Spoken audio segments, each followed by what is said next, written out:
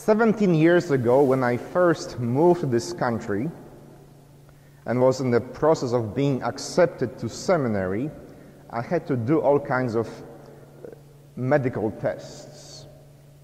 One of them was a TB test. You know, when they put something under your skin and you have to come back a few days later to check if you are positive or negative. So I came back to the clinic hoping to get my papers approved, and when the nurse saw my TB test, she quickly stepped outside the door, locked the door, and came back after a few minutes looking like an alien, dressed from head to toe, because my test came back positive. They were so panicked, they locked down the whole floor of the clinic and would not let anyone in or out because my TB test looked positive. Well, I was thinking, what could be the reason? And apparently, in Poland as a child, I was vaccinated against tuberculosis. So all TB tests will come positive. We had to wait on a lockdown until my doctor from Poland either called or emailed them and told them that the child is not sick, but this child. That child was vaccinated. Hence, this is why the test will always come positive. That experience of being quarantined for a few hours makes me understand the first reading slightly better, I think. You know, that poor nurse didn't want to make me feel bad, but she had an obligation to protect other patients. She didn't isolate me to be mean to me. She did isolate me to protect the well-being of other people in the same place. That's why nobody could talk to me or touch me or be in touch with me, because there was a chance that I have a tuberculosis. And it's highly contagious, as you know. So even though the experience was unpleasant and annoying, it was totally understandable that she did what she had to do. The same can be applied to our first reading. When people, long before modern medicine was invented, had to figure out what to do with lepers, how to protect the well-being of our community when one of us gets seriously sick. Again, as you know, leprosy was thought to be highly contagious and deadly. So in order to protect the city or the town or the village, if there was someone showing any signs of leprosy, that person would have to remove him or herself from the community and live outside the city in a desert. And by any chance, if he or she would encounter any healthy person, they would have to yell from afar, "Unclean, unclean." They had to look different, they had to sound different, not because somebody was mean to them, but because the well-being of the village was at stake. And perhaps that isolation, that being cast away, was even more painful than the illness itself. Imagine not being able to talk to your children, or to your wife or husband, not being able to hug the person who is your lover, not being able to go to your synagogue ever again, because you are sick. On one hand, you have the illness, and then you have even more difficult isolation. On one hand, you understand why. On the other hand, it's still very unpleasant. It is heartbreaking to be cast away, to be not able to return to your home or your school or your church just because you are sick. And so when a leper approaches Jesus, he should have said, "Unclean, unclean." Instead, he says, "If you wish, you can heal me." And now Jesus has a choice. He can stay about 5 feet away and says, "I wish, be healed, and off with you." Or he could have done what he did, touched him, and thus he healed him. Now remember that Jesus performs many other miracles without touching, sometimes even without talking to the person who was healed. There is a story about a centurion asking for a healing of his servant. And as Jesus is on the way to this centurion's house, even before ever seeing the servant is healed.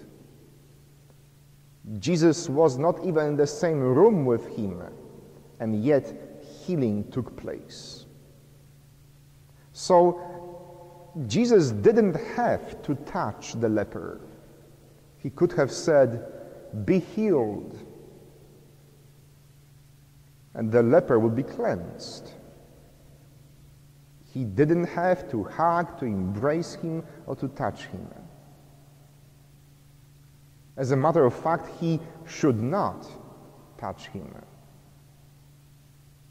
Not only it was against medical knowledge of that days, but it was against the Bible teaching to touch a leper. Leper was unclean, and if you touch a leper, you yourself become unclean as well. If you touch a leper, you become a leper. And then you cannot go back to your home, to your town, to your synagogue, until you are declared clean by the priest again. There is a chain reaction that happens in that scene. Because Jesus is choosing to touch the leper, he becomes unclean. And notice that Jesus is asking the leper, "For your sake and for my sake, don't tell anyone about what happened." Because we get in deep beep because of that. Of course, he couldn't keep his mouth shut. And the Gospel writer says, Jesus was unable to enter the city openly because of that. Why was he unable to enter the city? He became unclean. It wasn't because of his fame. It was because that leper told everyone, "Jesus touched me."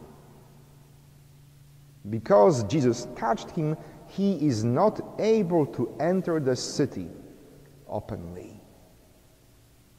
He became an outcast because he touched an outcast. I think this is at the very heart of the gospel. Jesus is siding with those who are isolated, who are cast away, who are outcasts. He's touching them, he's being with them, he chooses to stay with them. As a matter of fact, every single of 4 Gospels goes out of its way to point out that Jesus' death and burial take place outside the city. You remember the stories of the Passion? When Jesus has to carry the cross outside the city gates, when he's crucified outside the walls of Jerusalem. Why? Because he was unclean.